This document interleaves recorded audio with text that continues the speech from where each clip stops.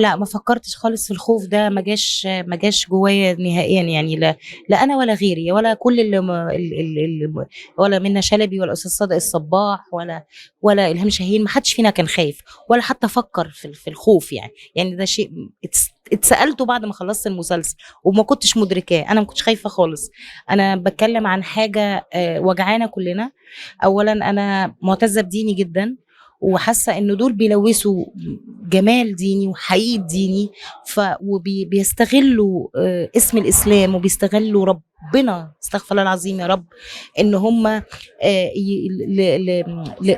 لمسائل شخصية وسياسية ومادية، وكلهم أفاقين ومنافقين.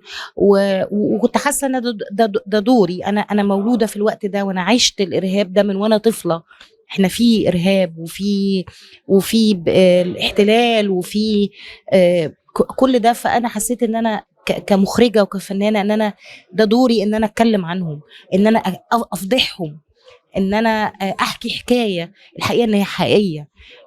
والحقيقة إن أنا كمان من خلال المسلسل يمكن أنا قُلت ربع الحقيقة، لإنه طبعًا أنتِ بتعرضي في رمضان، بتعرضي في تلفزيون، فما تقدريش على الشكل الدموي أوي اللي كان. أنا قعدت أذاكر كتير جدًا، وقابلت ناس عاشوا وكانوا بيشتغلوا معانا في المسلسل، هم من أهل الرقة.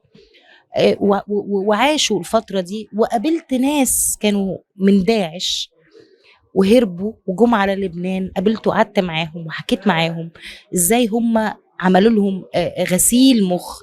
ولد عنده 14 15 سنه مسكوه سلاح وقالوا له انت امير، انت امير المنطقه دي وهتخش الجنه وكل الكلام الغريب اللي هم بيقولوه ده.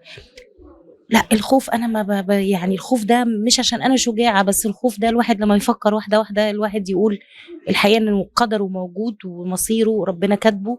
الخوف الوحيد اللي هو خوف من اللي خلقني، مش خوف من أي حد تاني يعني. وأنا ممتنة جدًا للتجربة دي وحاسة إنه أنا كده باقول أنا أكيد ممكن، أكيد ممكن، ده بحر واسع جدًا، جدًا، ده موضوع كبير.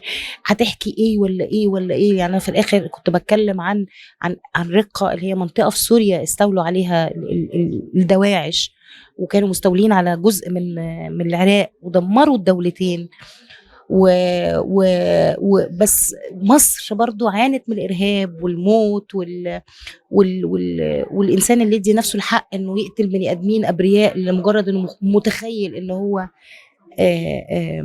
إن هو كده هيخش الجنة، ما يقتل أطفال قاعدين بيصلّوا في كنيسة. ف لأ، الموضوع ده الحقيقة مطلوب مننا إن إحنا من جميع، لإن كل العرب بيعانوا من استغلال اسم الدين الإسلامي في حاجات تانية. والحقيقة إحنا عارفين مين اللي كوّنهم ومين اللي عاملهم، فهمنا كلنا. وما باحبش إن أنا أقول المحجبة أو اللي بلحية، لإنه دي نظرة لأ. هي المسألة لإنه في محجبات وراجل بلحية، هُم ناس محترمة وجميلة، وأدينا شُفنا أهل غزة وشُفنا الإيمان الكبير، لكن دول بيرسموا الشكل. يعني المحجبة دي هي مش محجبة فعلًا لإن قلبها أسود.